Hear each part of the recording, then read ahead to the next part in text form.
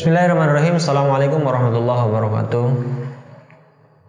Hamdan wa syukran lillah, amma ba'du. Sahabat yang beriman, dan semoga selalu diistiqomahkan dalam kebaikan.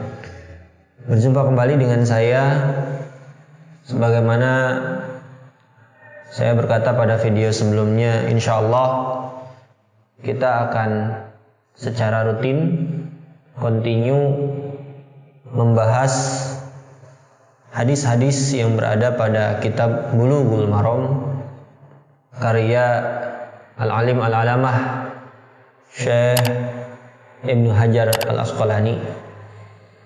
Sebelumnya kita membahas tentang air.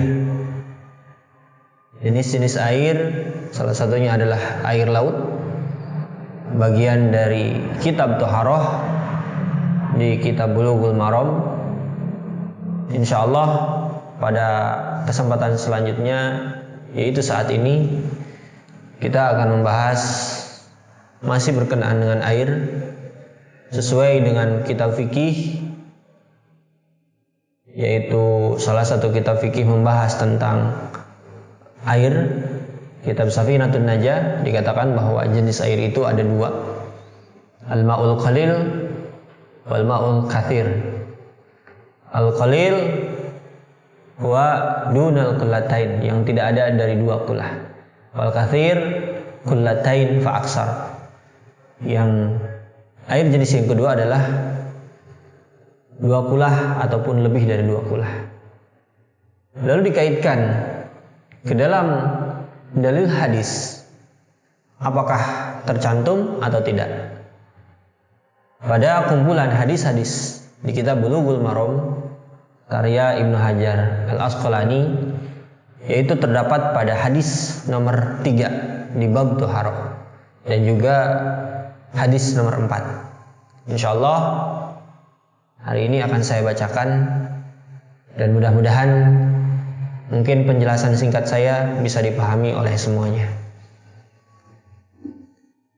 Wa an Abi Umamah Al-Bahili radhiyallahu anhu qala Rasulullah sallallahu alaihi wasallam, innal ma'a la yunajjisuhu syai'un illa ma ghalaba ala rihihi wa ta'mihi wa launihi.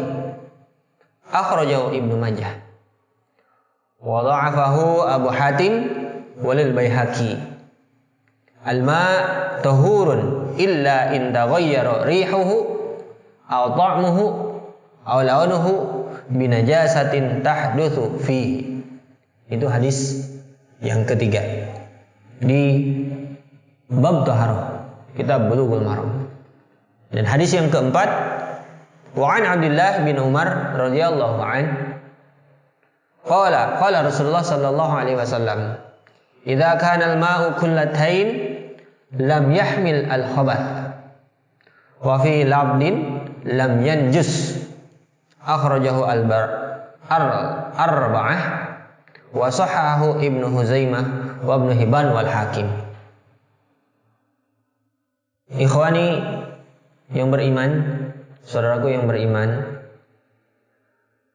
hadis yang ketiga di kitab Bulughul Maram menjelaskan bahwa Rasulullah sallallahu alaihi wasallam bersabda, innal ma'a, sesungguhnya air, la yunajjisuhu, tidak akan terkena najis pada itu air, syai'un, oleh sesuatu, illa ma ghalaba alaihi rihi wa ta'mihi wa launihi, kecuali jika ada perubahan rih itu adalah bau, wa ta'mihi, ta'mun itu adalah rasa, wa launihi, dan warnanya.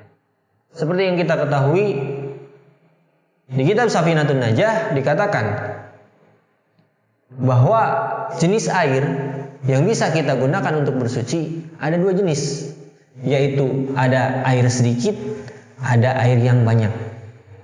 Nah, air yang sedikit ataupun air yang banyak, jika dalam keadaan suci tanpa terkena najis, bahwa itu bisa kita gunakan untuk bersuci. Atau dikatakan kita menggunakan air tersebut untuk bersuci adalah sah. Lalu bagaimana kalau air tersebut ternyata terkena najis?